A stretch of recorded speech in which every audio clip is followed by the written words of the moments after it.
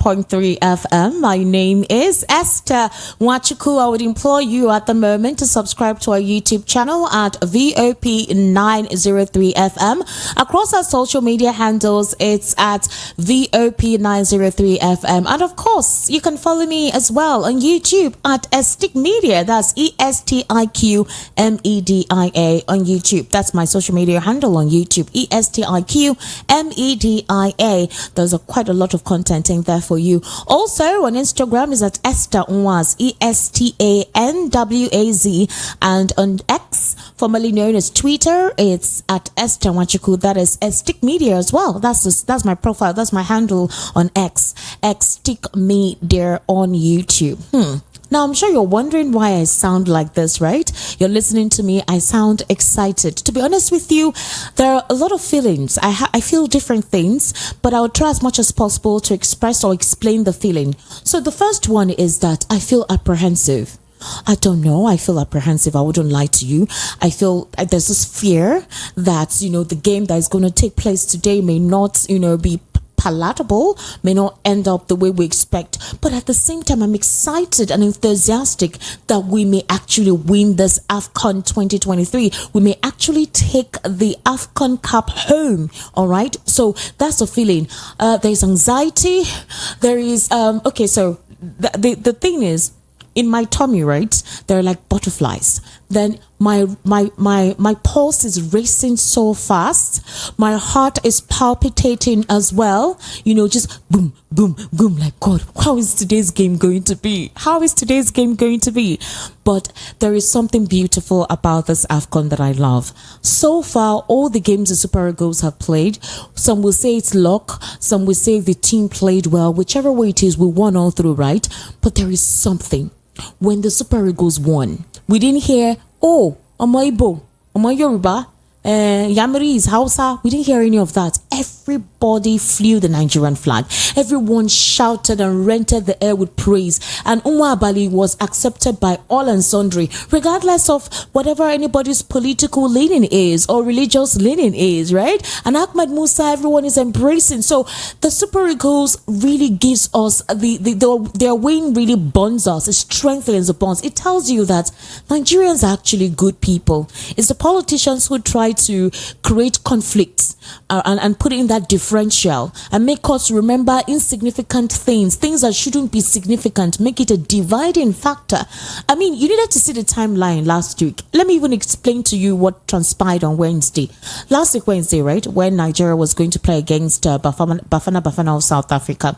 Okay, so I have a very soft heart. I don't know how to watch ball. I can be so expressive. So if I'm sitting with you and we're watching ball, I don't think I'll be a good company. I'll be shouting unnecessarily. I may not even know what exactly I'm shouting about. So, and then I don't want my heart to be racing so much. I don't want to get high BP. The country, things hard. I don't want to die for anybody. So what I did was, I was just checking my WhatsApp status. Let me be seeing the updates. Then on X, right, some people were putting in per second highlights. They were updating on how the match was going. So when I heard that Nigeria has scored one goal, 1-0, I was like, hey, God, anytime Nigeria scores first, right, they used to, I don't know how to explain, it's like they used to relax.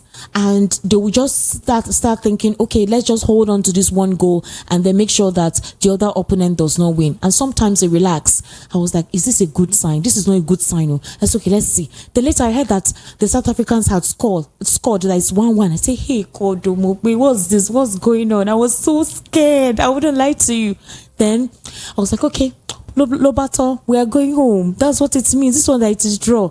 Then they give us extra time. I say, God, these South Africans, what kind of blood do they have? Chai. And they had already done an ad calling us Generator Republico. That is only generator that we know how to drag. I said, okay. Then later, there was now the penalty period where they had to decide what country or what team would win the game with the penalty. And then we won. I was so excited. I was so happy. I was just shouting all over the place, but I didn't watch the ball. I didn't watch that ball. I just kept on checking X and monitoring and all whatnot. I was calling, how far? They don't score us. They don't score us. That was what I kept asking. But it was a beautiful thing to see the timeline. I saw one particular hostel, I think a boys' hostel, where they were kind of mocking South Africans by singing the Tyler song because Tyler went home with the Grammy. And then I even heard people reciting the Nigerian anthem and, the Nigerian pledge. I saw the unity. I saw the bond. I saw the happiness. The timeline was clean. It was the best I've seen X in a very long time. And I do hope that is what takes place today. We need something to be happy about. We need something to smile about. So, Super Eagles, we're wishing you the best today. We hope that you really take us up through the sky and beyond, and we are rooting for you. You're representing all of us, and whichever way the game goes, honestly, we've gotten to the finals, so whether we win it or not, it's a good thing. The Super Eagles team have done a great job so far. They've flown the Eagles so well. They've represented so well. So hopefully the game today will turn out possibly. But when I open the phone line, I would like you to tell me who you think. Give me like a predict and win, right? Who do you think will win the game today? In as much as we're going to be going through a political roundup of controversial issues that took place in the course of the week, who do you think will win the game today? I really want to know. I'm curious to know what you think. There's some people that are so good with predicting. So tell me, who do you think will win? And Nwabali is known as, on his Instagram handle, right? He refers to his AKA, also known as Safe Hands. We're hoping that his hands are able to catch the ball from Cote d'Ivoire, from whatever angle they want to shoot at us, that he will catch it. Those safe hands will save our goalpost this evening. There's going to be a repeated broadcast of this program tomorrow from 1 p.m. and that means that by that time the fate of AFCON will be decided. By that time, would have known who would have won. So if you're hearing all of this tomorrow while you're listening to this, it's going to be repeated. So I do hope that you understand when that happens. Once again, welcome to the Political Spotlight. My name is Esther Nwachukwu. On the Political Spotlight, we get to talk about controversial issues that transpired in the course of the week and possibly developments on those issues, during the weekend. And we get analysts who gives us their perspective, give us a breakdown so we can properly comprehend what the issues are all about. It helps form our own conclusion and opinion. We help you to intellectually understand these issues and not be generalistic about them. And then, of course, we'll open the phone lines where you get to give us your recommendations, you ask questions, and you tell us precisely what you agree with or what you disagree with. And the idea is, I know a lot of you do say that we talk. It's our job as media professionals to bring up these issues. It's called agenda setting. We set the agenda. We bring up these topical issues, set the plane for the conversation to kick off. And the idea is that most of this political elites and government officials are listening. They use the opportunity to feel the pulse of the people, to understand what the people are feeling, and then make, decisive decisions on how to make the economy work better for us. And that is basically what we intend to do. Well, as regards the game today, apparently, Shetima has departed Abuja for Ivory Coast to support the Super Eagles. And in terms of insecurity, President Bola Ahmed Tinubu has actually called for an establishment of a military base in Plateau State to counteract and fight off, place a pillar, a wall, or a fortress against Boko Haram and all of that pillaging going on in the North Central, that's in Plateau State. There's quite a lot taking place at that moment. Right now, apparently Peter Obi cancelled his trip to Ivory Coast over Herbert Wigu's demise. You do know that Herbert Wigu is the CEO of Access Holdings, and it was quite an unfortunate story when we heard that yesterday, and he was not alone. He was there with his son, his wife, as well as Mr. Bimbo Ogunbanjo. Everyone has been expressing shock over it. Apparently, even Access Holdings has confirmed Wigu's death, and they're also going to unveil a successor very soon. It was a very unfortunate situation, a very unfortunate story. And the fact is, so it was not even here, it was in California. So it tells you that most of these unfortunate incidents can take place anywhere. If it were in Nigeria, they would say, oh my God, Nigeria has happened to this man.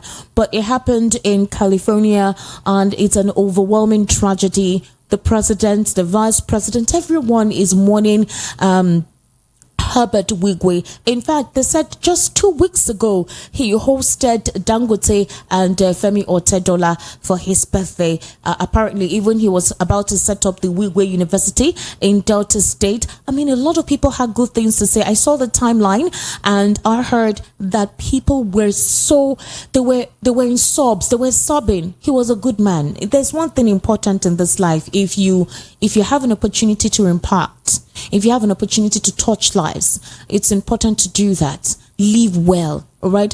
Put down an imprint. It's very good. I mean, the timeline has been all positivity about Herbert Wigu. I pray that God gives the family the repose, all right, to bear the loss of their loved one. Okay, so let's go on to what one of the trending issue is today now. A former national vice chairman of the ruling All Progressives Congress, Salihu Muhammad Lukman, has shared his concerns about the economic situation in the country. And so he urged President Bola Tinubu to sit up and reevaluate some of the policy decisions he has taken in the past 10 months. Now, he stated this in a statement on Sunday in Abuja. And he noted that rather than giving life to its campaign promises, the APC-led administration has only succeeded in changing all its promises to the consternation of Nigerians. Now, Lukman claimed that many of those elected into power are behaving worse than the People's Democratic Party, and that many APC leaders who were in the front line of the struggles against military rule and against the PDP are today very comfortable and behaving like emperors and tyrants. Lukman noted that all these are happening because President Tinubu's government took the bold decision to remove subsidies on petroleum products and float the Naira exchange rate. And he says that for now, the APC administration should look inwards, that it was important for them to try and solve the problems and the myriad of problems bedeviling the nation. And he says that the APC has actually become worse than the PDP. Now, this is a former APC chairman, and for the APC to be admitting that they've actually become worse than the PDP, then that tells you that water don't really pass Gary. So it's a very daunting situation, and it's quite unfortunate, you know. Okay, so apparently there are allegations that Peter Obi of the Labour Party in 2023 and Atiku Abubakar of the People's Democratic Party have stashed trillions of naira while Nigerians are languishing in poverty.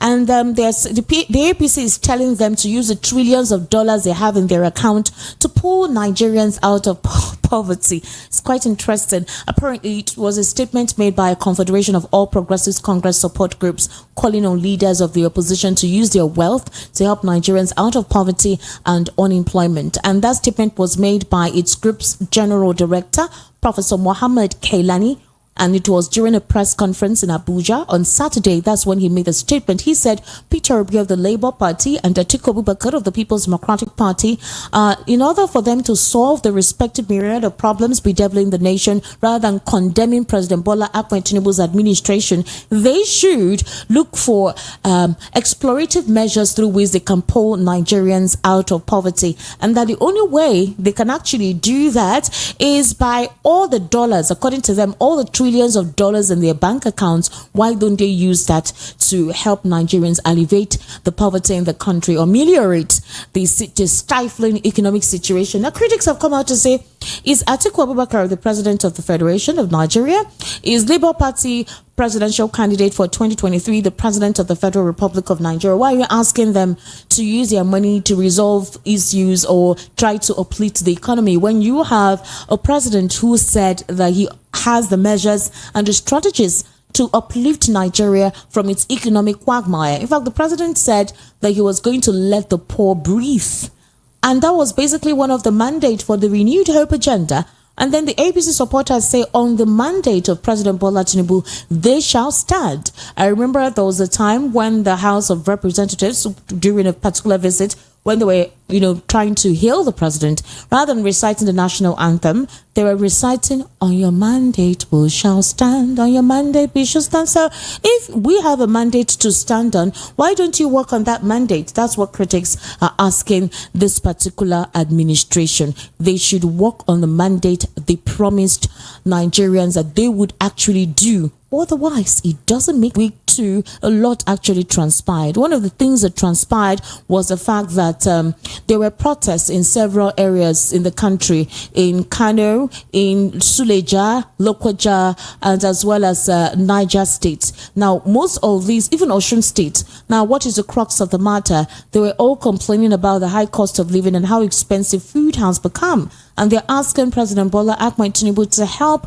resolve this problem, that things have become terrible. This happened on Monday, also on Tuesday, and another one on Thursday. Also, doctors have said they want to go and strike because no agreement, the agreement that they had tried to have with the federal government, well, they haven't lived up to their own expectations based on whatever resolution they had. NLC too proposed to go and strike, that the federal government has not lived up to the 16-point resolution they had when President Bola Ahmed Tinubu announced that fuel subsidy has been removed. So these are the challenges that actually transpired in the course of the weekend, when we now gave a breakdown of how much staple food items have become. Well, when the president returned from his supposed private visit from France on Wednesday, one of the first things he did was to tell his economic team, he set up his economic team and told them to actually release 42,000 metric tons of grains. These grains include rice, gari, maize, millet,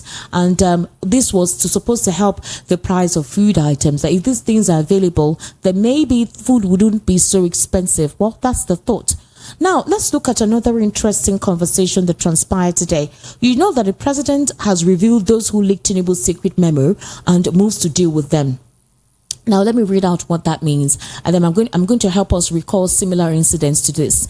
Bayo Onanuga, who is the president's spokesperson and has been very controversial but defensive of this administration, and he's also the special advisor to the president on information and strategy, has asserted the presence of moles within the current administration clandestinely working for the opposition. You also recall that Simon Dalong, former sports minister during former President Muhammadu Buhari's tenure, said the same thing, that there are some cabals within the cabinet of the presidency, but we don't know who these cabals are. He says the cabals are even more now than those who actually those who assign certain assignments to them. Well, let's go ahead with this and possibly we'll have an understanding of what Bayo Onanuga is saying. So he did not specify the party involved, but Onanuga raised concerns over individuals leaking confidential documents to the public and emphasized the urgency for the federal government to take decisive measures to identify and weed out such individuals. He highlighted ongoing investigations into the civil service framework initiated at the request of the presidency, aimed at identifying and removing individuals deemed moles. Regarding a recent alleged internal memo leak suggesting President Tinubu's approval of the disbursement of 500 million naira for the inauguration of a tripartite committee, Onanuga expressed dismay, attributing these leaks to unauthorized disclosure of classified documents. According to him, he said the step is crucial in ensuring the security and maintenance of sensitive information. Onanuga also remarked that what is worrisome is how come a memo written by the Secretary General of the Federation to the President bearing the President's signature leaked out. It means that there are some fifth columnists within the government. He further noted that there are so many moles around who are probably doing the bidding of the opposition. They do not respect the civil service rule for handling official secrets, and it shows that the government should look inwards to probe how memos between officials are getting into the public space. Memos that are supposed to be secret are not supposed to be flying all over the place. And this just reminds me about the whole Beta Edu incident.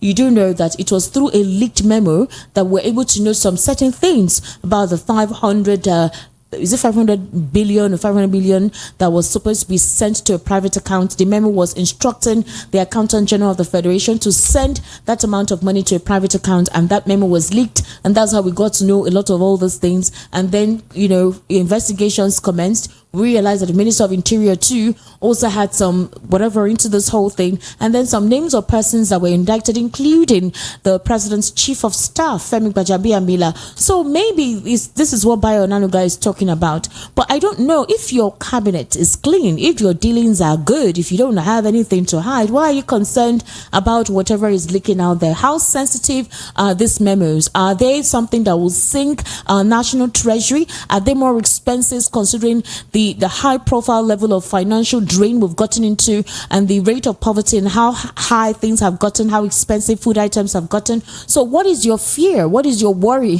That's what Nigerians are actually asking Bayo Onanuga for saying that there are moles within the presidency working for the opposition. And I'm like, how? The president surrounded himself with mostly APC members, and you have more of the APC members in the Senate. There is no how you would surround yourself with more opposition. Very few opposition are around the president. So who are the opposition members that are the most?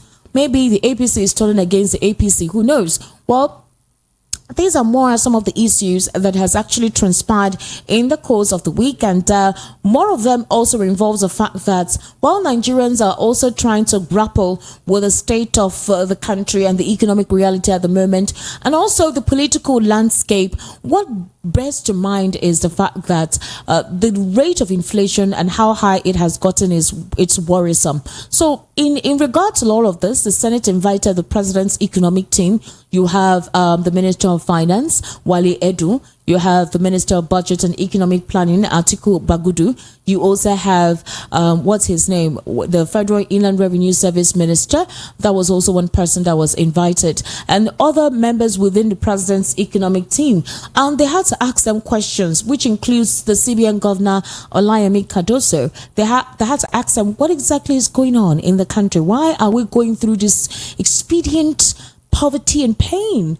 And Olayemi Cardoso said that Nigeria is in a pregnant stage, that there will be pains before the gains. I recall that the president also made the same remarks during these 2 live broadcasts he held when he was trying to plead with Nigerians to understand the reason why the fuel subsidy removal was needed. And he also understood and foresaw how hard and difficult that solution would be, and the consequences that would, warrant for the complete removal of fuel subsidy. And so the president said that Nigeria is in a stage where it's about to give birth, and before the birth it is pains, but after the birth Nigerians will smile and be happy. And I recall that critics now went on to say, you that you're making this statement, are you suffering? Are your family members suffering? Don't you fly first class when you want to travel? Your kids to do the same. You have several amount of monies at your disposal, properties all over the place. You and your cabinet members, are you feeling the pains at all for you to be making this statement? People can't even afford a mudu of gari anymore, and you're telling us to endure. You're telling us to understand how. That's what a lot of critics went around to actually say, that no, they don't like what the president is saying. Well, one of the reasons a lot of economic experts have actually complained, or rather attributed to the fall in the naira and the stifling economic situation, is insecurity.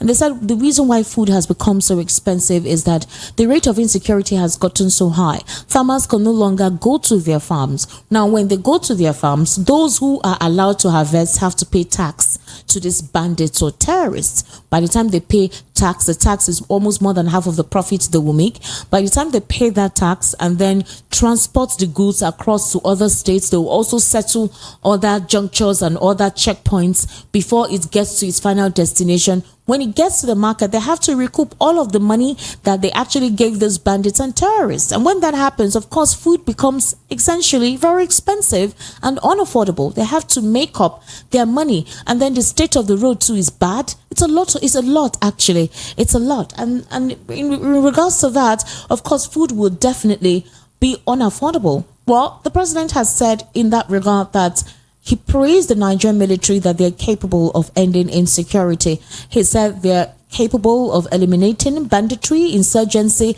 and criminality plaguing the nation. He was referring to the Nigerian military. He made the remark while he was speaking at the Nigerian Defense Academy's Diamond Jubilee celebration in Kaduna yesterday. That's on Saturday. Tinubu urged the armed forces to remain vigilant in protecting Nigeria's territorial integrity and he assured the military of his administration's unwavering support and commitment to their well-being, pledging steadfast backing in their line of duty. He also lauded the NDA's role in unifying the country after the Civil War and commended its transformation from a non-degree awarding institution to a full-fledged university in 1985.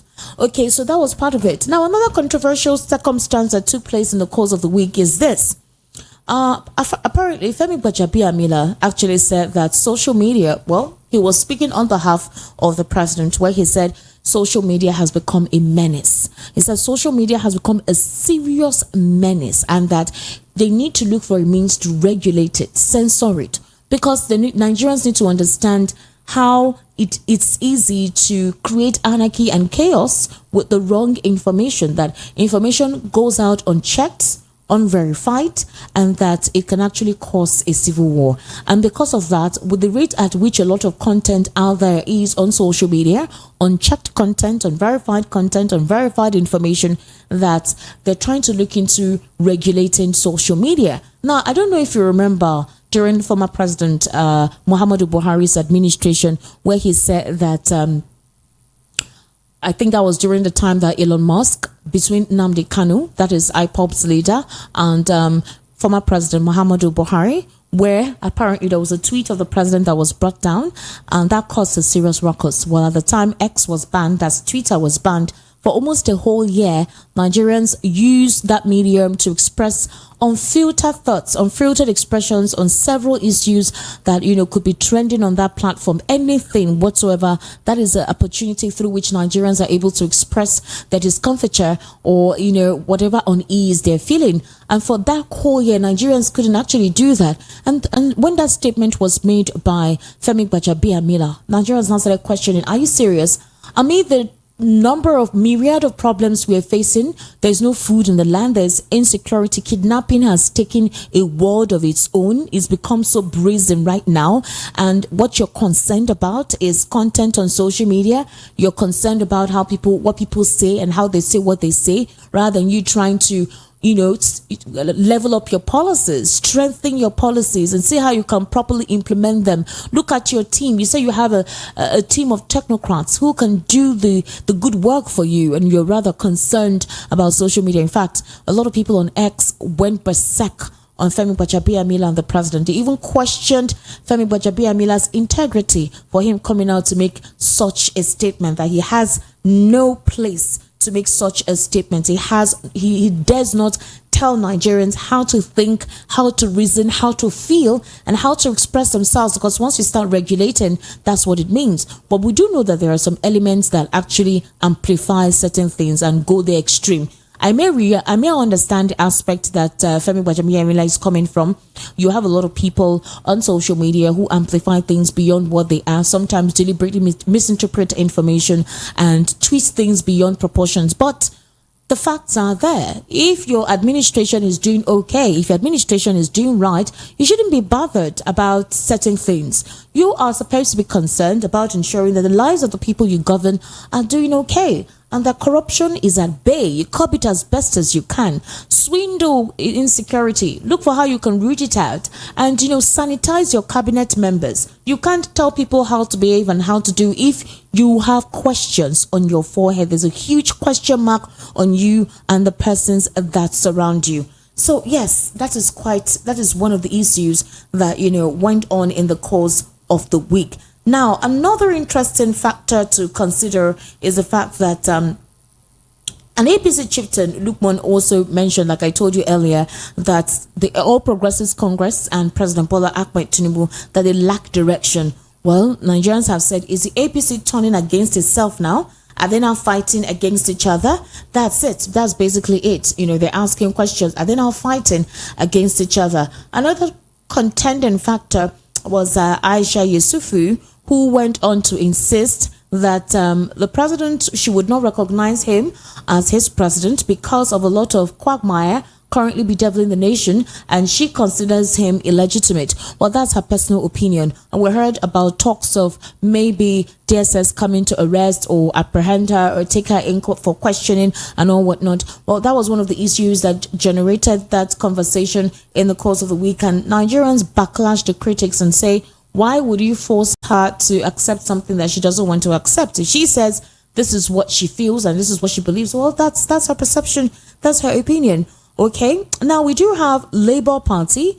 What does the Labour Party chair blaming the APC for the hardship in Nigeria? Apparently, it was stated by the national chairman of the Labour Party, and that's Barrister Julius Sowore, who asserted in Owerri during the weekend that the APC were the ones becoming a plague within Nigeria, that the plague of Nigeria, and that the ones not making Nigeria move forward. He said APC has failed woefully to utilize the power of governance to better Nigerians. Abure described Labour Party as a victim of fraudulent elections in Nigeria arising from the last general election, and stressing the need for the party to pursue all forms of electoral reform in Nigeria. The national chairman declared that the Labour Party will win the governorship elections in Edo State, adding that already party members and stakeholders are working hard to subvert any plans to stop the victory of the party in the state. That's, of course, the Labour Party chairman Julius Abure. And like I said earlier, when I was talking to you, I said the Labour Party has tried as much as possible to tell us that they intend to remain a strong opposition within the Nigerian polity. They say that this 2024, they would actually make sure that Nigeria becomes a place that will be comfortable for all. They will fight for the voiceless. They will put their feet down and question every motive of this administration up until this administration is done.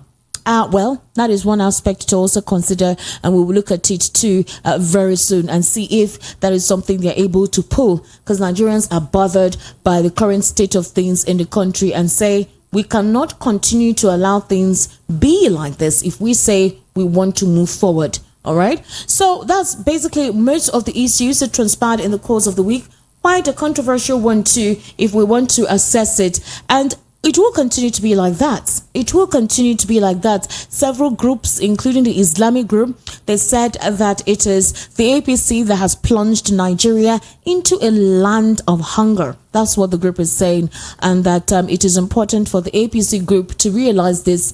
Otherwise, there could be a revolution. Sowore has said it, that Nigeria is hanging on a thread, and if the APC is not careful, they could light up, they could flame up the country that is trying to stay together, that is just hanging together by a very thin thread. So they have to be careful with what they're doing. That's one of the things that that they're talking about. Omoyele Sowore, that's the presidential candidate of the African Action Congress, that's AAC. He's saying if the president is not careful, if the administration of President Bola Ahmed Tinubu is not careful, he's not going to find the repercussion funny. Yeah, he's not going to find the repercussion funny. Well, the northwest of the APC youth wing, they've also expressed their support for President Bola Ahmed Tinubu's led government, and they assured Nigerians that Tinubu will address the prevailing economic challenges facing the country and also navigate the country through turbulent times. According to the APC group, they made this disclosure in a statement it issued after the group's annual meeting through Abdul Hamid Mohammed, the leader of the APC youth group. They are imploring Nigerians to exercise patience and that things will get better in the long run. Nigerians just have to be patient. That's what they say. There are policies being implemented by President Bola Ahmed Tinubu and his economic team, and that he will try as much as possible to, the Nigerians should try as much as possible to be patient and be understanding and trust that Tinubu's administration and his policies will work in the benefit of all of Nigerians, but that the opposition are the ones, plaguing and trying to set us back and creating discord and disunity by questioning and underrating or denigrating many of the policies that President Bola Ahmed Tinubu's administration is coming up with. And due to most of these factors, there have been agitation for Oduduwa Republic, Yoruba. It's a Yoruba movement. They set to form a constituent assembly. So this, when things become rife, you begin to see different factions gather together and give their own expressions and their opinions about how things should go. You begin to see different factions say, I want to be indigenous, I want to be autonomous, I want to be on my own, I don't want to have anything to do with the government. Isolates me. I don't feel like I'm part of the country, with a lot of isolations and the hardship and misrepresentation. But basically, when things become this rife, you begin to hear such agitations crop up, and you begin to hear some groups being developed or put together to say this is basically what they want, and you can consider them to be even non-state actors in some instances. And then, of course, you have Amnesty International speaking to President Bola Ahmed Tinubu and his administration to be careful, that there's so much hunger in the land, and that if they don't do something as soon as possible, in fact, they actually sued President Bola Ahmed Tinubu over that.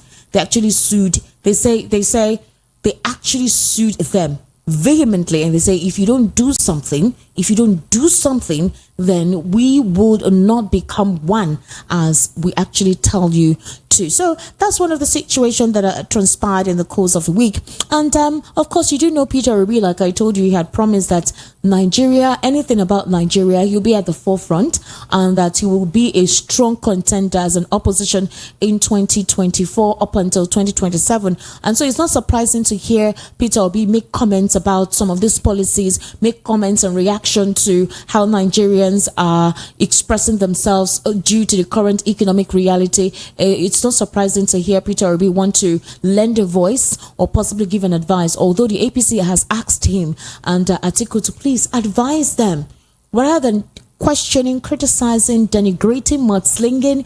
Advise us, tell us what to do, prefer ideas and solutions. And critics have said, why will I as an opposition prefer solutions to you when you say you know it all?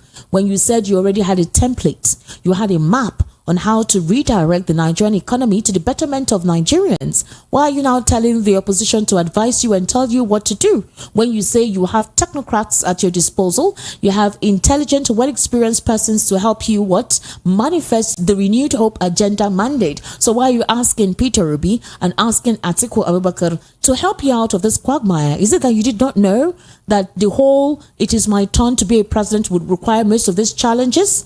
Those are the questions Nigerians are asking in this process. Well, Peter Obi has weighed in on Nigeria's security situation. I'm sure you heard about the kidnapping that took place with a particular, I think, GUC bus from Lagos down to the southeast. In that bus, the kidnappers shot the driver. They kidnapped most of the passengers. Only one small young girl was the only sole survivor, would I say, sole free person that was met there. We saw a lot of people packed along that road. They saw the bus, they shot the driver so the bus can stop. The driver died on the spot, and then they kidnapped most of them. I'm sure very soon we'll be hearing ransoms from that particular vehicle where the kidnappers took most of the passengers. And regarding that particular development, Peter Obi has weighed in on Nigeria's security situation, and he drew comparisons between past administrations and the current state of affairs. Now, he drew the attention of Nigerians to the governance structure, and he highlighted the pivotal role governors played in ensuring security during the 10 years of President Obasanjo and Yar'Adua. And of course, he went ahead to say, under previous administrations, governors wielded authority over the security apparatus within their respective states. Obi emphasized his own experience, recalling a time during Obasanjo's presidency when he advocated for the removal of officials ranging from divisional police officers to police commissioners. Peter Obi also underscored a critical suggestion for averting the encroachment of banditry and insecurity nationwide. So he said, you entrust governors with the oversight of their state security. He advocated for open channels of communication between the federal government and the governors, urging consistent dialogue to address emerging threats. Furthermore, Peter Obi asserted that holding governors accountable for security breaches within their jurisdictions would foster proactive measures against insecurity. And so he called for decentralizing security management, echoes growing sentiments amid escalating security challenges across Nigeria, and that when you empower governors with direct responsibilities, Proponents argue for tailored responses to localized threats and enhanced coordination between state and federal authorities. So he also used the opportunity to prompt for a re-evaluation of Nigeria's security architecture, urging a shift towards a decentralized model where governors assume greater accountability. So if the APC is asking the opposition to give them advice, well, Peter Obi just did. He already told them to re-evaluate their security architecture. That's the only way they can move forward, giving the governors more opportunities for accountability. So if the APC is asking the opposition for advice, if the APC is asking the opposition to prefer solutions rather than mudsling or criticize, I think Peter Obi just did that. It's quite a lot. I'm actually going to try to call in one of my analysts. Most of them couldn't make it today. I think maybe because of the match that will be taking place in the next two hours, and so they couldn't make themselves available. But I'll be speaking with one via the telephone. In the meantime, let's take a very short ad break, and then of course the program continues. Do stay with us, all right? Make sure you do not change that dial on your radio. It's VOP 90.3 FM. You're currently listening to the Political Spotlight. My name is Esther Nwachukwu, and I want you to remember something, okay? Remember that for us to always talk about the situations and highlight the problems in the country right here on this platform, we're not using the opportunity to mudsling or criticize or create a defamatory perception about this administration, about the government to you. We're stating the facts of what is going on, and we try to set up this agenda. Hopefully, most of these political stalwarts, ministers, representatives of this administration are listening, and when they hear what you have to suggest, they can implement it. I think that's basically what the idea is all about. So we'll be right back, all right, after this break.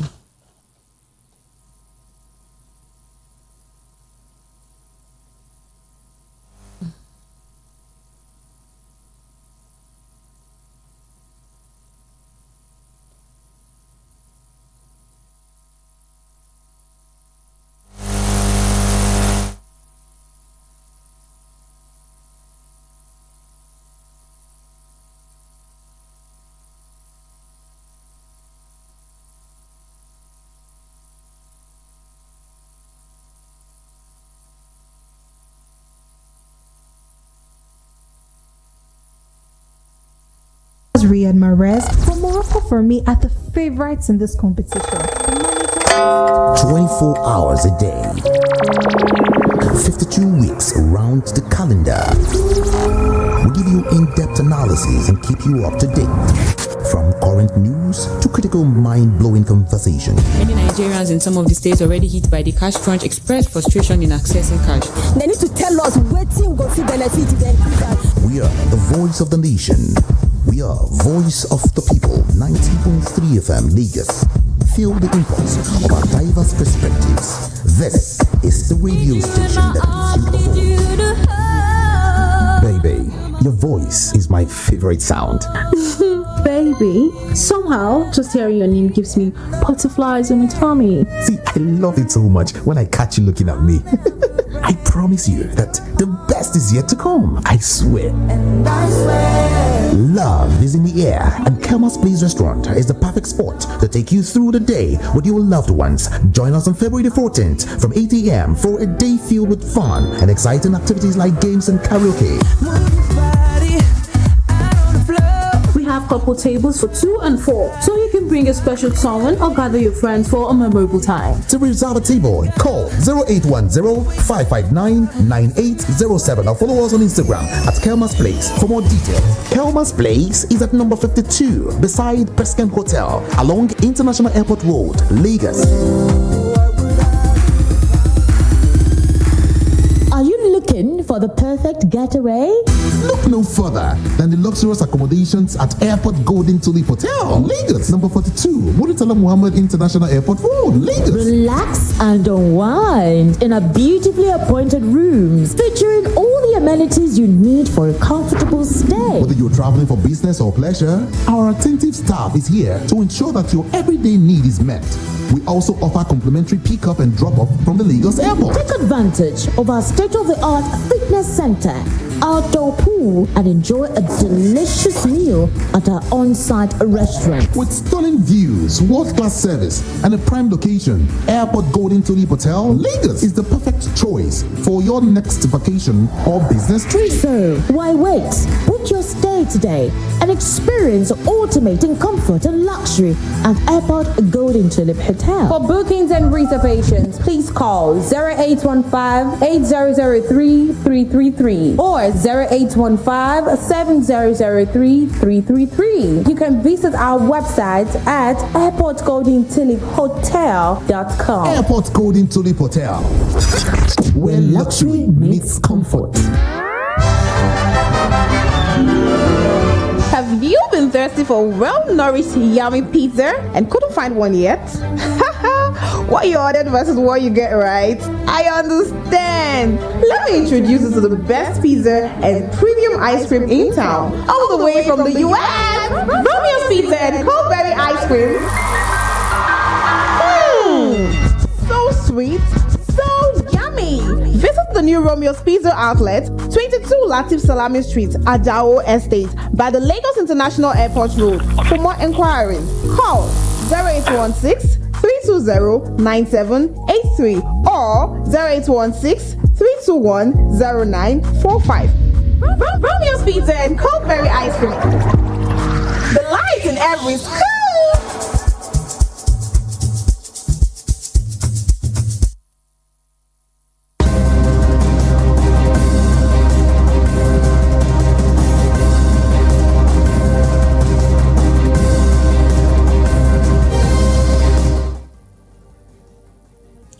All right, welcome back. You're still tuned into VOP 90.3 FM, and we are still on the political spotlight, talking about issues that transpired in the course of the week, and of course that also generated quite a number of reactions. Remember, I told you that I was going to call somebody who would actually talk about these issues, and that person is Barrister Darlington. Barrister Darlington is a political, social, and national affairs commentator, and of course you do know him. He's quite expressive when it comes to issues in the Nigerian polity. Well, basically, Mr. Darlington will help us give us his own perspective on what he thinks about the conversation, or rather the topics I've reeled out to you on what transpired, in the course of the week. Mr. Darlington, good evening and welcome to the political spotlight.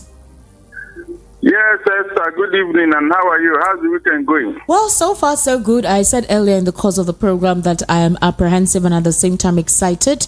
Apprehensive, like I feel like, I don't know, I don't want to say it out, but I do hope positively that the Super Eagles will actually take on the cup today, because we need this win for the sanity of the nation and for the unison and bond that we've been able to establish since this AFCON commenced. Mr. Darlington, here is a situation. Bayo Onanuga, the special advisor to President Bola Ahmed Tinubu on information and strategy, has asserted the presence of moles within the current administration's cabinet, and he's saying that they are working for the opposition. According to Bayo Onanuga, he's wondering how a particular memo written by the Secretary to the Government of the Federation was leaked.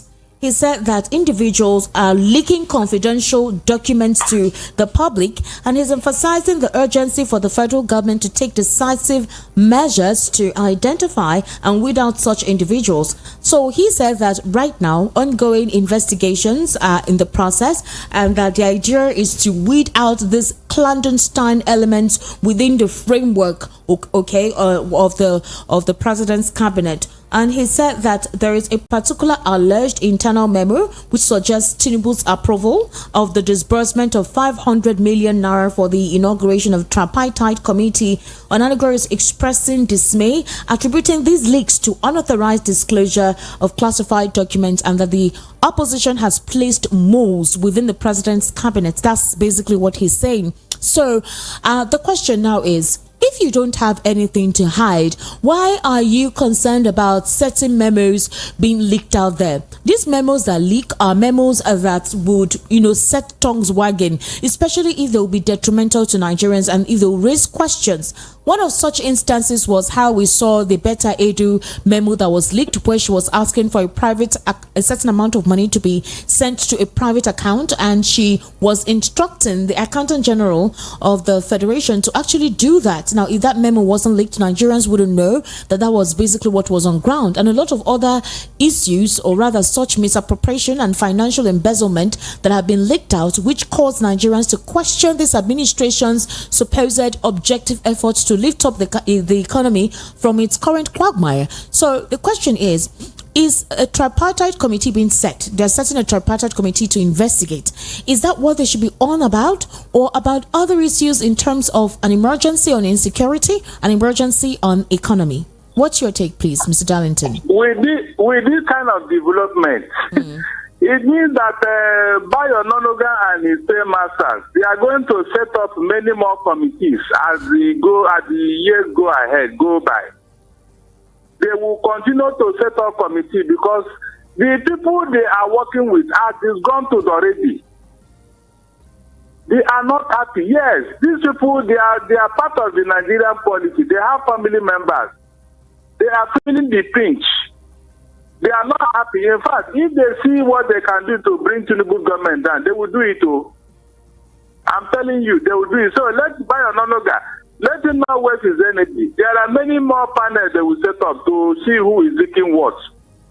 If it comes from the highest quarter now, what would they do? The one that is already leaked, the one that is already in the public domain, what have they done about it? But if the president... They can only say something is wrong if what they are leaking is not true. If it is a fabricated document, that is when you get angry. But if it is a fact, what are you hiding? It's a public document. Whatever they do there is for public scrutiny. That is the truth. All of them there who are working in Abuja, they are working for us. So what are they hiding from us? That is not how to run a government. If they are sincere with whatever they say that is being leaked, why are they afraid that something has been leaked? What is the worry there? So they should prepare whether they find out this particular person or not. There are many more. After all, they are the ones that appointed the mole. He is now saying that the opposition planted. Was it opposition that appointed him? No, was it opposition that appointed Bayo Ononuga? Or Femi Gbajabiamila? Or the other people? All the personal assistants, was it the opposition that appointed them? They should be very careful. They are resorted to blaming the opposition now for their misdeeds. They should be very, very careful. They will make Nigerians more angry. They are forgetting that so far it is APC. From Buhari to Tinubu, it is APC. So what is the grumbling all about? When did the opposition start disturbing them in their government? When? At what point? They should be very careful. If they don't know what to do, they should throw in the towel now. After all, we have seen government that resign all over the world. Mr. Darlington, another thing to also consider is the fact that a lot has transpired in the course of the week, and one of that is the fact that one of the appeal court justices recommended his daughter-in-law to be put, in the NJC. Now, beyond that, we also have Justice Ariwola recommending not just his son, his daughter-in-law, and that you also have Hussaini Baba Yusuf recommending his daughter, Mariam Baba Yusuf, to be in the NJC. Now, we know that the Nigerian judges, they say they are overworked. They say they are grossly underpaid. Senior lawyers have described the conditions of service of judges in the country as a disgrace. So poor indeed in their remuneration that in October 2023, the NBA doorstepped the federal government asking that the salary of judges in the country be increased by at least 300%. But some lawyers even think that that is too low. Now, Nigerians are lamenting that. Has the NJC, that's the National Judicial Council, become a family affair? Or is it that most of the appointments being given now, instead of it to be a merit, is now based on nominations from some senior justices who are appointing their family members in there and relegating those who by merit ought to be promoted? So critics are now asking a very poignant question. And that poignant question is this whole thing in preparation for 2027? where the National Judicial Council or the Justice Department is saturated with pro-APC judges, whereby, it's going to work out in such a way that after the elections, we'll see judges that work on behalf of the APC. Because you're now having judges making nominations for family members. Justice Ariwola now has recommended 2 of his family members, and Hussaini Baba Yusuf also has recommended, his daughter. So I want to ask you, what is going on? That's a problem, because if our judicial system is rife with corruption, if our judicial system does not understand the essence of justice and having to there's what you call morality, technicality, nemesis, if our judicial system has completely turned a blind eye to clarity in terms of dispensing their discretion when it comes to judicial matters, then what is the hope of Nigerians? Then what is the hope of our elections? And how will the voice of the people be represented during elections? How would we have such objectivity during our elections? This is what you see when you have a corrupt judiciary. If the appointment is merited, my dear, I will not even worry myself. If it is merited, I will say, okay, they are going to work, they are going to deliver the goods. But that lady, that daughter-in-law, from all investigations, she's even a grade 2. She's not qualified for that position. That's the thing. You remember one of the retired judges said something, that he's so surprised that persons who have not gotten to the level are being nominated to sit on the bench that used to be so sacred. You're now having influence on who gets promoted. That is what happened. Ariwola has the temerity to do what he has done after making Tinubu the president of Nigeria. He contributed to it. It was under his watch that this infamy was visited on Nigeria. So he's now at liberty to do whatever he likes. And in fact, as a matter of fact, APC has captured all our institutions. And they have placed all their people at the head. So they can do whatever they like. That is what is playing out. Nepotism is the order of the day. That is why the man is not bothered. He's even thinking of the repercussion of how he is gradually destroying the judiciary. Because there is hierarchy in the bench. And even at the bar, seniority is a serious issue. But you see people now behaving as if we are in the military, whereby when they appoint a chief of staff, the other people will just resign. That is what is playing out.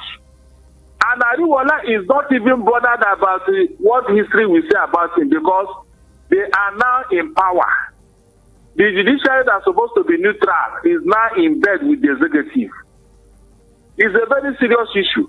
All this thing that is happening in Nigeria today is a result of the impunity and arrogance of the judiciary, who will take reckless decisions that even market women are surprised. They will be discussing decisions taken by the court. Mr. Darlington, how low we have Mr. gone. Darlington, Yoruba groups are telling Tinubu that it is time to carry arms. They have to protect themselves due to the high spate of insecurity along that Osun-Ekiti side. They are saying these guys are already trudging and overtaking their forests, their farmlands. They can't farm in peace. There are no means to protect themselves. It's illegal for them to carry arms to protect themselves. And these guys have arms. They're well weaponized, and they are pillaging their farmlands and killing their people, and that it is time for them to carry arms. Other critics have said that maybe this is a statement for a revolution, although the federal government is saying that it hasn't come to that point, that things will get better. The policies will take time, but they are beginning to implement themselves.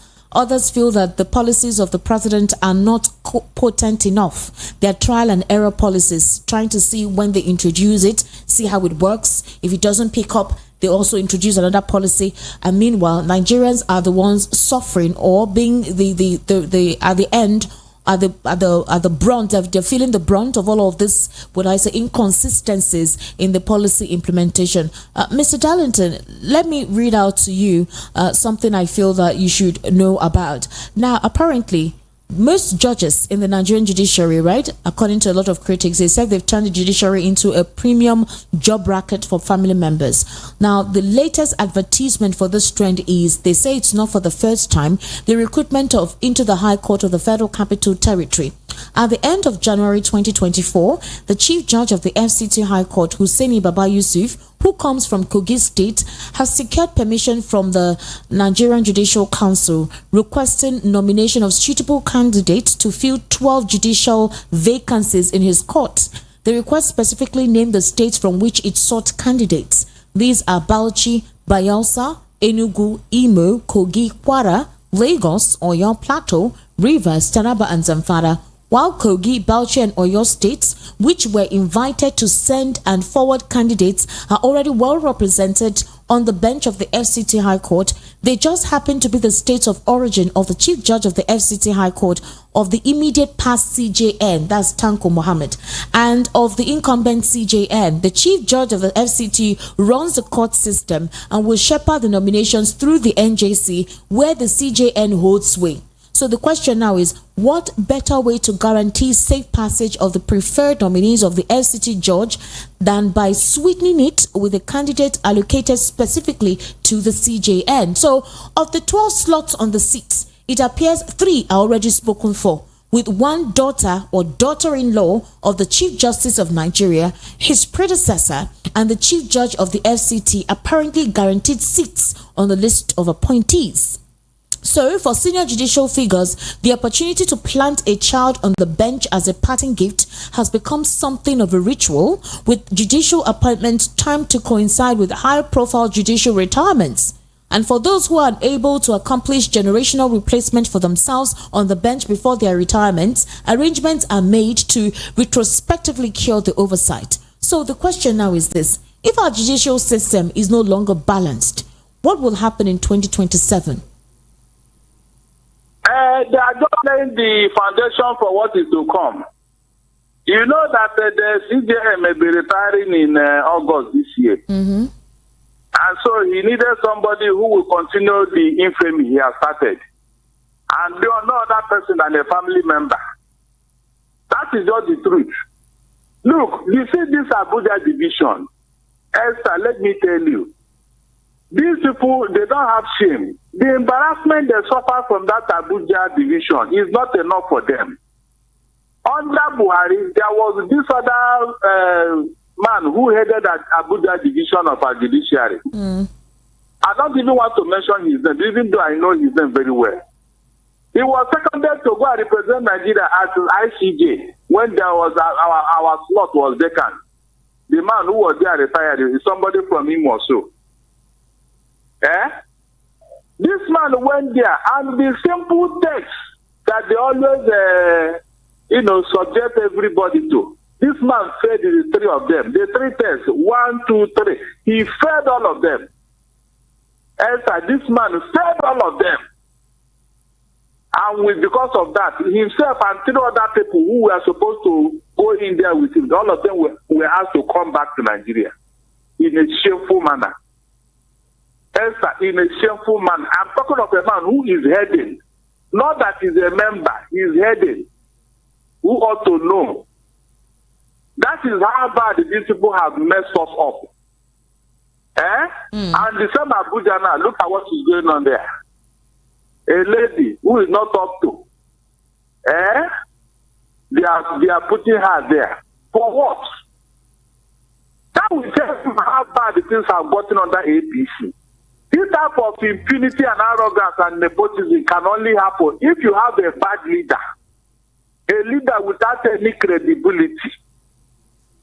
What can he say? What can he do when all of them knew how he came into office? Is that not what gave them the leeway to begin what they are doing? Tinubu cannot even utter a word. He can't even challenge any of them. Tell me what is going on.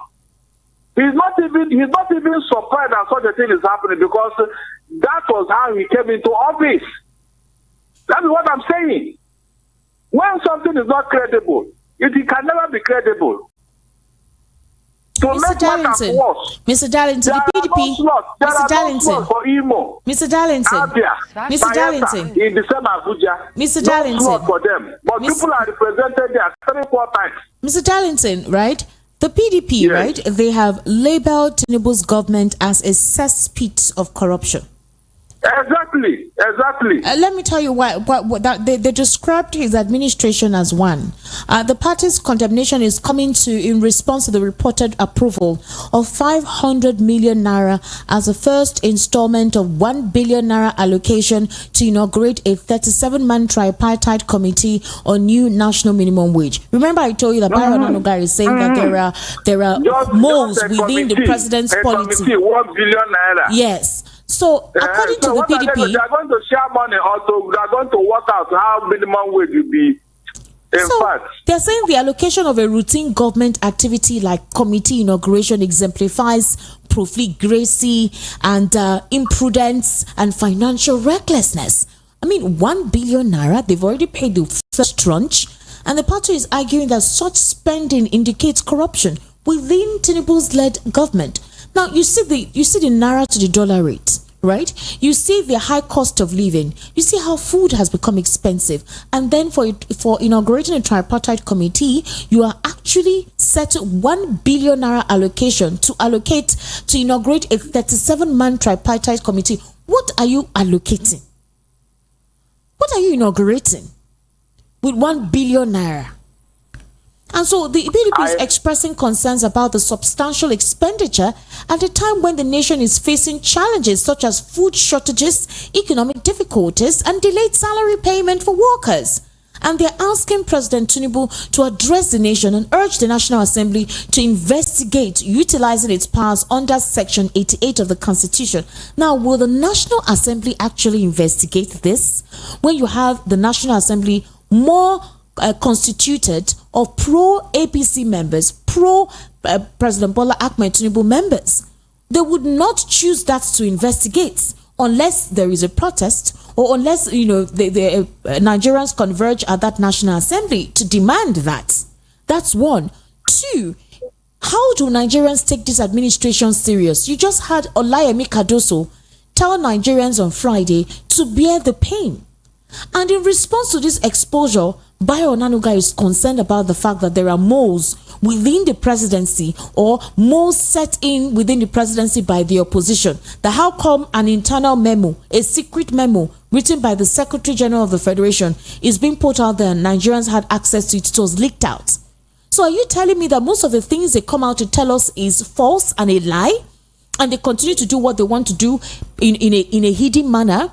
And just because this memo was leaked, that is all Bayo Onanuga is concerned about. Mr. Darlington, how do we have politicians and government representatives not be mindful of certain things, of the plight of the people that they say they govern? Esther, we don't have politicians. I have said it, and I have made myself clear on this matter. We do not have politicians in Nigeria. We only have politicians during the First Republic and partly during the Second Republic. After that, we never had any politicians. As for Tinubu, a snake will always belong. Since I knew him, and from his antecedents, Tinubu is a profligate. He is not friendly with money. He doesn't know how to manage resources. He uses money to get whatever he wants. And that is what people call political strategy. Those money now that they are bringing out for this panel, with this general donation, you can be sure of how the discussion will go. You can be very sure. He has just donated money to them. That money is not for them to sit and do it. No, that money is to make them dance to his tune. That is what that money is all about. Mr. Darlington, isn't it appalling to you that Bayo Onanuga's response to this expose is a concern for the fact that there are moles? That means there are more memos like that we just were not privy to. Just like we had the whole Better Edu memo. So the question is this, Mr. Darlington. At what point would we have these politicians really feel the plight of the people? Because obviously they're not. You are talking about politicians. Who thought? I said we don't have politicians, we only have opportunities. Didn't you see how Tinubu came into office? Is that how a politician wins votes? Is that how he wins the election? They are opportunists. They have captured the soul of Nigeria. They have captured our national treasury and they are looting it big time. That's what they are doing. They are not politicians, no. I mean, when did they become politicians? What is the antecedent? What is the profile? What makes Tinubu a politician? He is not a politician. Tinubu was tackled by Lagos Ibadan Press. Now that the truth has come out about him, what are they going to say? Didn't they tell us that he has a magic wand? He will do this, he will do that. What has he done? Except throwing money right, left, and center, wasting our resources, and telling us to be very calm that things will get better. Answer, how can things get better in insecurity? Tinubu have not answered that question. How can he bring paradise in a state of insecurity? Even in the state of Osho, that is where these guys are operating now. They are daring him as a president. And yet he's telling you that which Uhuru are we expecting? There is nothing to expect except corruption. They are not even ashamed that these things are happening under their watch. They are not even no apology.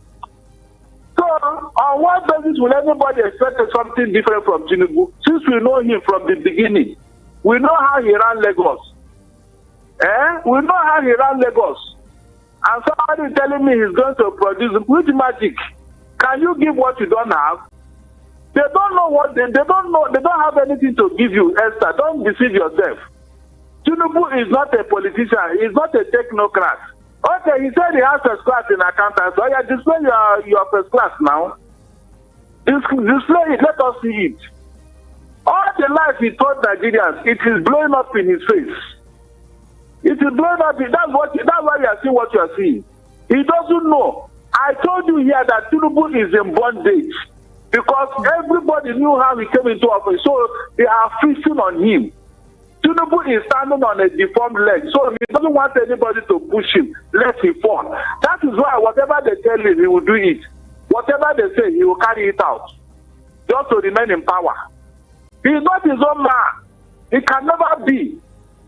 He will never be. This is how they know you are threatening him.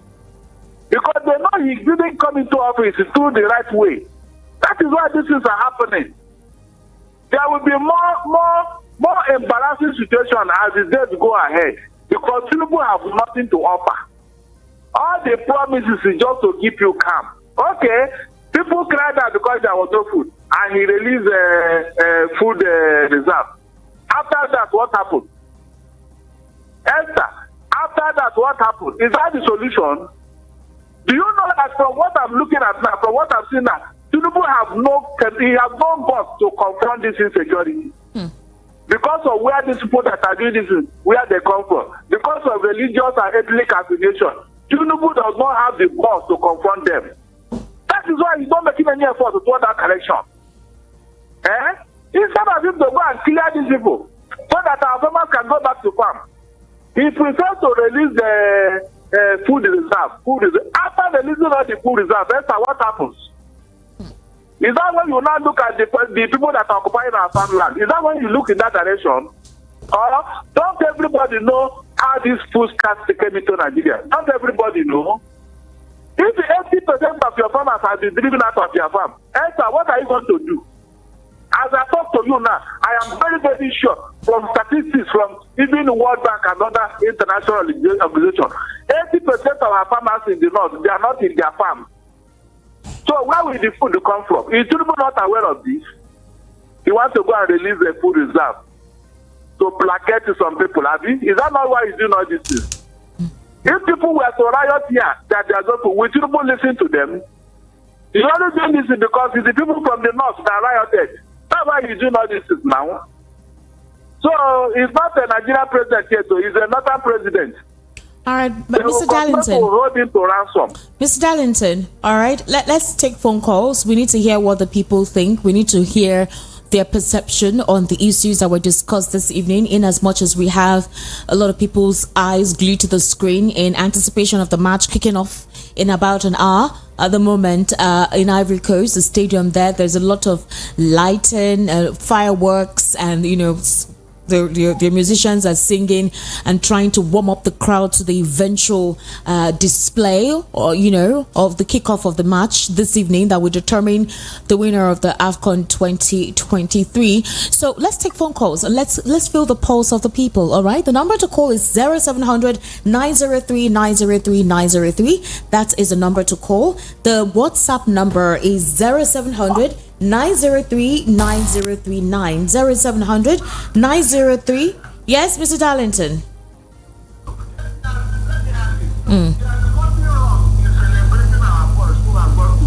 Of course, I celebrated them. I'm still celebrating them.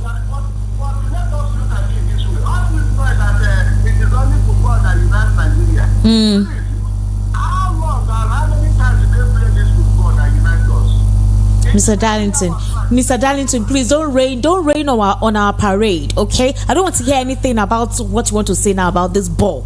Don't rain on our parade, oh.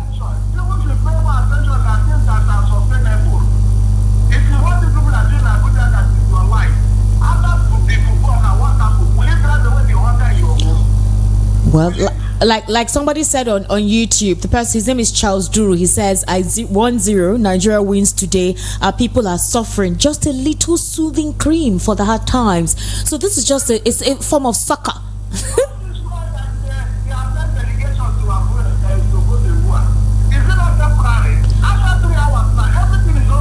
Mr. Darlington, let me take phone calls. All right, just stay on the line. 0700 903 903 903. That is the number to call. Hello. Can you hear me? I can hear you. Hello? Yes. Good evening. How are you? I'm fine, and you too. All right. What's your name, please, and location? My name is Austin, calling from Agodo. All right, Austin. How are you this evening? Yes. I thank God for everything, and I also thank God for your presence there, and I thank God for the comments and analysis of Mr. Darlington. You have been very, careful in observing all these situations. So yes. I want to say that what Mr. Darlington is saying is there's nothing different from what is happening, and I thank God for the buoyantness of his comment. Yes. So please, what you desire is, we know that God is not happy with what is happening in this country, and there's nothing we can do about it. All right. If not for the sake of the so-called religious problem we're having between the Christians and the Muslims. Exactly. I'm just mentioning this all the time because, please, a bit. You see, what I'm saying is that Tinubu has no interest of anybody. One, Mr. Darlington says he's in bondage, and actually in bondage, because he signed a lot of documents. And all these things are in favor of the northern people. So there's nothing he can do. Only what he comes in there is to just pick up what he thinks he will pick and leave the office. There's nothing. They were claiming of his building Lagos. I asked Tottenham Bridge, second and the first Qatar Bridge, or what is the major thing we can point in Lagos that Tinubu did, apart from capturing everything that belongs to the people. I need to take more calls. Combine it to itself. I need to take I need to take more calls. But before you go, I want to ask you: can you predict who will win tonight's game? You said? Can you predict who will win tonight's game between Nigeria and Ivory Coast?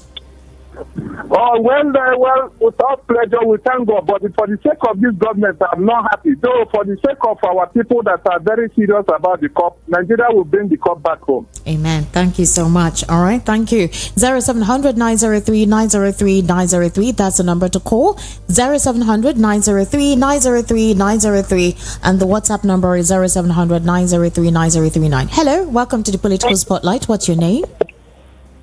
My name is Hello?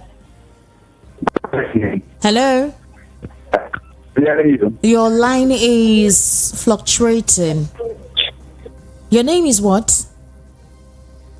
All right, we've lost that connection. Kindly call back. We can't hear you properly. The line is distorted. 0700 903 903 903. That is the number to call. The WhatsApp number is 0700 903 9039. Nkoye Duru is predicting Nigeria nil, Ivory Coast 1. How about you guys? Please be hopeful, be positive. Hello, evening. Welcome to the Political Spotlight. Hello. Yes, name and location, please. My name is Patrick. Patrick. Okay, location, please, Patrick. From Pleasure Bus Stop. Pleasure Bus Stop. In Okedo. All right, okay, Okedo. All right, Patrick, please go ahead. Let's hear what you have to say. What I'm trying to say is that what Mr. Darlington is saying is the fact. Okay. Because, the situation we are now is very pathetic. And you see most of all these government officials living in a very flamboyant vibe. And they are telling us to tighten up ourselves. For how long are we going to tighten up ourselves? So what I'm saying is, this administration, we should not expect much. We only, if you go out and see a daily bread, so thank you, God. That's all I have to say. All right, thank you. All right, thank you, Mr. Patrick. Before you go, please predict Nigeria and Ivory Coast. Who is taking the cup home? You might be surprised my own prediction. Just let me know. I see Ivory Coast winning this game today. All right, thank you. I'm a patriotic Nigerian, but I'm not happy with the situation of this country. All right, Can you imagine South Africa calling us a generator republic? But at least yes, it's quite unfortunate about that, and they were actually quite right. But at least we drag them home. And that is what we are. Till now, we are in blackout. They are home. Yes. No electricity. I'm telling you, it's really bad, and the weather is hot. You're right. Yes. I'm sweating inside. Weather is so hot. No light, no nothing since morning. Not just this morning. It's been like this since last week. Mr. Patrick, that means your place. You've been enjoying light since. So it's been like this since last week. Oh, this inconsistency. What they're doing is flashing. When they flash it in 2 minutes or 3 minutes, they just take it again. Exactly. Since they took it since around 7 a.m. Up to this moment, we are in blackout. It's bad. So how do you expect me to be happy when we are getting such a tournament of this magnitude? The NEPA feel very reluctant to give us the light to watch the ball. So I will not watch it. I only listen to the radio. Yeah. If anything that comes out, I take it flat out. Yeah. You can tune in. I think by 8:30, Kizike will be here to give you guys update on how the match is ongoing. I think with his crew, they'll be giving you a breakdown of the match formation and basically how it's all going. However, you just be hopeful and positive. Okay. All right, thank you. 0700 903 903 903. That is the number to call. 0700 903 903 903. Hello. Yeah, Hester. How are you? Welcome to the Political Spotlight. Who am I speaking with, please? I'm fine. This is Remy. All right, Remy. I'm calling from London. All right, Remy. Yeah. Yes. Thanks for what you do, and good luck to Super Eagles today. Yes. And Esther. Yes. Please, if any of your audience can tell me 5 sensible and logical things that has come out of Bayo Onanuga's mouth, I've got 100,000 naira for grab. Just 5. Wow, Mr. Remy. No. Okay, please. you guys. Okay, good. Please, okay, good. That's a good one. I wonder how he makes the news, how his words are newsworthy. Well, maybe because he's attached to the guy in Abuja. Yes. Secondly, if people keep telling you, be patient. Look, we understand the theory of patience. When you're asking us to be patient and your behavior is working against the law of nature, your patience will be useless. That's I true. mean, the policy they are rolling out are not well thought through. And that's my concern. True. I mean, they hacked before they think, instead of thinking before acting. Lastly, the position of Gajabia Amila on social media. Yes. Esther, I'm sure your audience are not stupid. Go and do your research. Every useless government in the world, their first concern is always social media.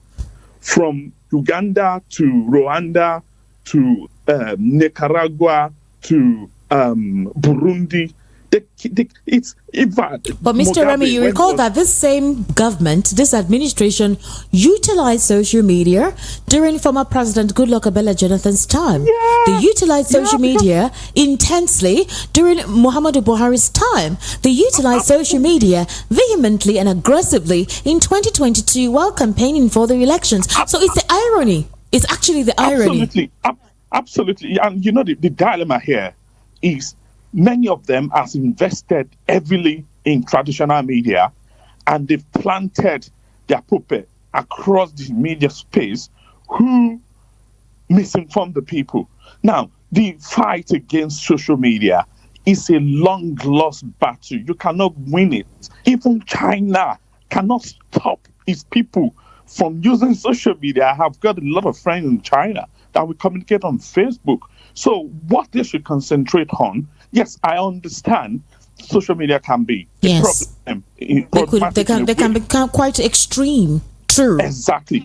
But it is normal like that, because many of these people on social media don't have a voice in the mainstream media. And if you don't give people a voice in a regulated media, you give them the room to be extreme. You see, what sensible government are doing, they educate people on how to deal with misinformation. True. Instead of when Buhari blocked. This is where the National Orientation Agency comes in, which has literally been kind of dead. They don't exist anymore. It's just a shadow of their existence. You're saying you need to educate people on how to vet information, how to consult the right sources to know and verify. Instead of you stopping everything, we need to raise army of intelligent people, not people that will be taught and told what to do at all times. Thank you, Mr. Remy. Thank you so much. That was quite apt.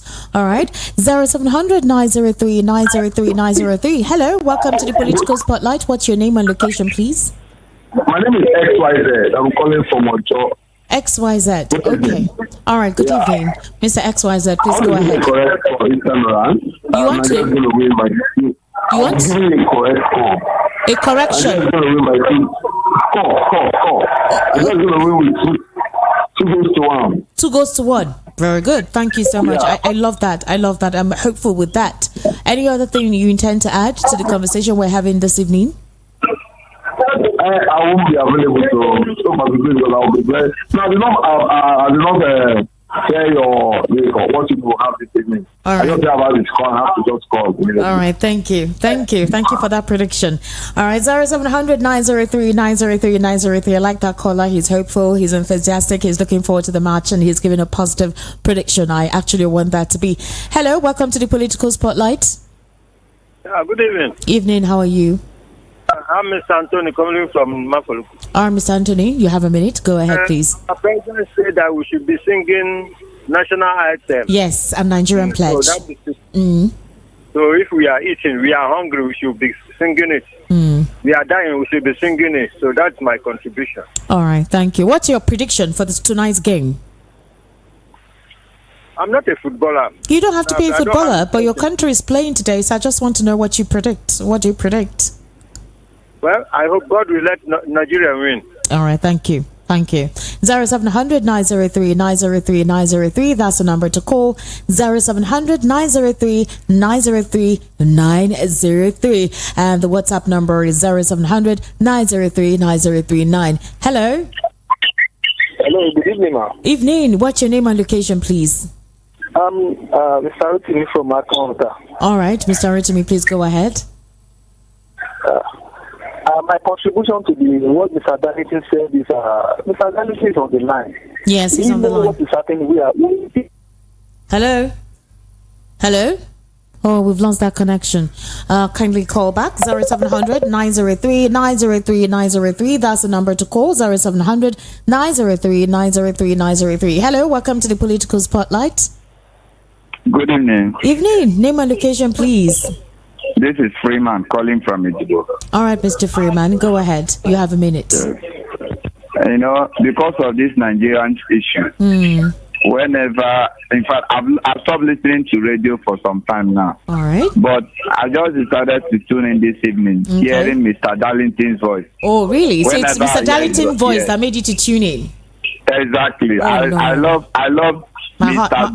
Darlington whenever he speaks. My heart is broken. My heart is broken. Seriously speaking, Nigeria is something else now. Okay. Well, we hope that God will see us through. All right, before you go, who do you predict will win the game today? Ivory Coast or Nigeria? My prediction should be at least Nigeria 1-0. All right, thank you. Thank you so much. Thank you. That's positive.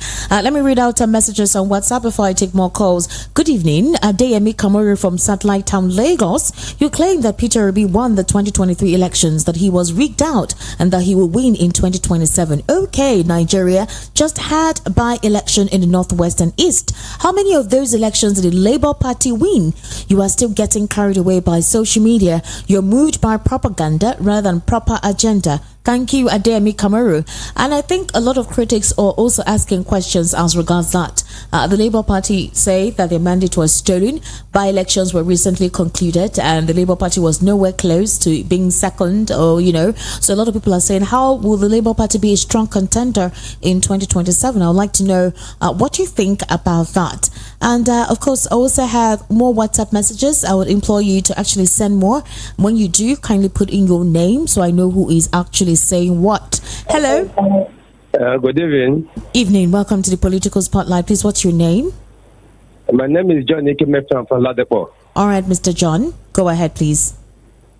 I want to predict that Nigeria is going to carry the cup and bring it to Nigeria. Yoo-hoo. Amen. That's okay, 2-1. Good. 2-1. Very good.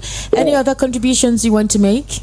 And also, I want to ask the patience for our president. Okay. Let's see what the years to come is going to be. All right. Beautiful. Thank you. Thank you so much. Okay. I have a message here. Good evening. I'm predicting Nigeria 2, Ivory Coast nil. Dami from Ijesha. All right, Dami. That's a good one. 0700 903 903 903. Hello. Welcome to the Political Spotlight. Hello. Hello, good evening. Evening. How are you? Hello, What's your name? I can hear you. Name and location, please. I call you from Nigeria. I've been laughing. Why? Yes. Hello. You said. Yes, I have to talk about this football something and stuff. All right. When soccer unites Nigeria together, it's formality. It's formality. Okay. It's not really that soccer really unites Nigeria together has made Nigeria disunited. Formality. After 10 seconds they have played this ball, you see Nigeria with bitterness again. Then the Nigerian problem and the solution they need. I know we are facing a kind of austerity and inflation joined together. But I believe the government in power should understand how to handle the austerity, to evaluate austerity and inflation. That is what is training the citizen individually. When you go to market, you see what I'm saying. No money to afford valuable goods. And the valuable goods, we have skyrocketed. So that is the way we are taking. If government can evaluate things and bring things down to the life of the citizens, I believe then if you give 4 years, then it will become a marriage and we become all together become manager. All right. Thank you. Hey, before you go, what's your prediction? Nigeria and Ivory Coast? Yes, I'm not really a fan of football. I just believe whoever that is a game of FIFA. Okay. Whoever that wins, God will win. All right, thank you. I'm not going to watch. I'll just be getting updates on X. My blood pressure. I don't want it to get high, so I'm just going to be positive. Hello.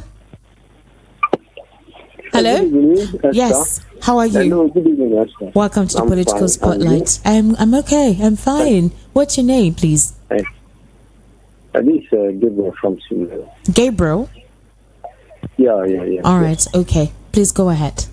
honestly, let me first predict before I will more comment. Okay. At least for the peace of the state, at least for the unity of the nation, they need to win to bring back our lost glories. Okay. So at least I give them like 2-1 the same. Okay. So for concerning Bayo Nonoga, honestly, are you more concerned on move or things that have been happening? Why are you so much concerned on the move? That means it's a sign of faith state. Exactly. You don't want the progress of the state. If not that, how can you be concerned on the move? Do things right. Do it right. That is why you are appointed there. Do the needful. Even if your predecessor is not ready for you to do the needful, then you resign. Then save your sanity. Okay. So that is just all I have. Thank you. Thank you. APC is a propaganda party. They have nothing to offer. Please, victory for Nigeria in Jesus' name. Harry Ogada from Pangrove. Hello? Hello. How are you? Evening. What's your name, please? This is Remy from Akoka. All right, Remy, please go ahead. You have a minute. Yeah. What other signs are you guys looking for to know that APC was never ready and APC is not ready for governance? Right from 2015 to date, tell me policies they've implemented that have bettered the life of the citizen. Just tell me policies. The TSA of 18, with that, but then corruption cases, money being stolen everywhere. So tell me one policy that has really worked for the people, a pro-people policy that has worked. No, but you know the president came out on, since he was inaugurated, like about 3 or 4 live broadcasts while he was addressing the nation, and he kept asking us to remain positive and hopeful and telling us that most of the policies they're making is for the betterment of the people. So when we see most of this expose and the amount of money that is being put into it, it's depressing. It's daunting, actually. Hope is not a strategy. Have you ever seen any country being fixed with professing anything with your mouth? No country succeeds. You can choose not to profess anything, but as long as you are doing the right thing, things will fall in place. There are so many religious countries that are having better economy. So it is not about your level of positivity. You can choose to cause Nigeria from tomorrow. If you are doing the right thing that propel us towards greatness, we will be great. But if you choose to be prayerful from now to tomorrow and you are doing the wrong thing, things won't work fine.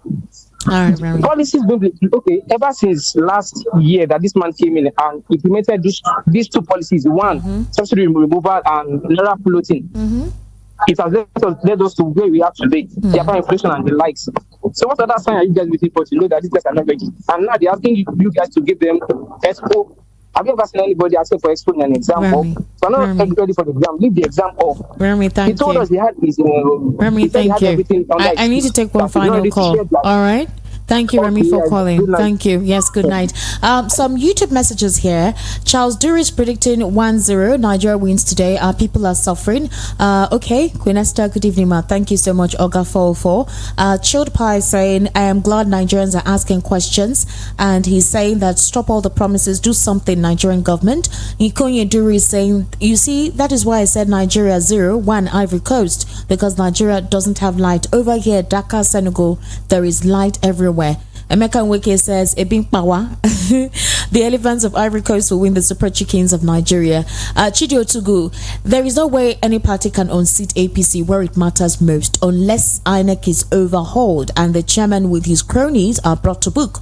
Obio Atiku can't defeat Tinubu with this present government. Okay, okay, that's it. Basically, that's most of the comment that we have on YouTube. Let me take this final call before I speak with Mr. Darlington. Hello. Yes, good evening. Welcome to the Political Spotlight. My name is Esther Wachko, not Mary. You will hear Mary on Monday morning. How are you, my dear? I am fine. Thank you so much. Can you turn down the audio of your radio? Turn down the audio of your radio, please. I heard you asking people about prediction of the match. Yes. What do you predict? Do you want to start with that before you give your comment? Listen to me first. Okay. Students that were going to Sokoto for their youth service were kidnapped 2023. The government are not remembering those. There are still a kidnappers there. Can you hear me? I'm listening. Our president traveled to watch ball outside the country. You know? Yes. Yes, he and the vice. He and the vice. Nobody is remembering those boys. They have remained there. And because we travel there to go and watch. Oh, hello. We've lost that connection there. Mr. Darlington, I'll kindly implore you, you just have a minute, round up for us so that, the sport guys will now come and give us what is needed in building the momentum for the game. You see, Elsa. Yes. From what I heard, most of the comments, it means that our people are beginning to wake up. But there are people who are still wallowing in ignorance. Okay. Like the man that was mocking P2D for losing the election. Esther, before you can say somebody has lost a competition, it is only when that competition is free and fair. Is that not true? True. Our own Okadere, that lady who used to run, is she not on ban today? Because after the winning at the UK, and that was the Olympics, they discovered that she took some performance-enhancing drug, and they banned her. They banned her even though she won the trophy. So, Are you telling me that with all the revelations from River State, which we can confess with his own mouth, and other places in the north, where they deliberately rigged in favor of Tinubu, are you telling me that Tinubu won that election free and fair? Mr. Darlington. Why can't our people at least ask for decency and diligence in our polity? Mr. Darlington. So that whoever wins, we know that that person your 1 minute, is Mr. Darlington. Now. Your 1 minute is up. Performing. Your 1 minute is up, Mr. Darlington. Thank you so much. Before you go, predict who do you think is going to win between Nigeria and Ivory Coast? Thank you, sir. Who do you think will win the match between Nigeria and Ivory Coast? Give your prediction before you go. You mean me? Yes. Please, I want to predict my stomach first. So I want to predict my stomach.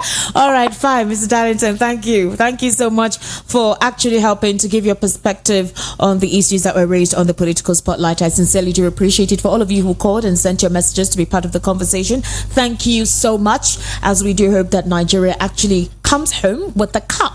All right, Kisike is going to come on board now to actually give you all the semantics, the formation, the players, and those who we attack, those who we defend, those who we protect. Is going to give you all of that, and maybe you will continue your prediction with him.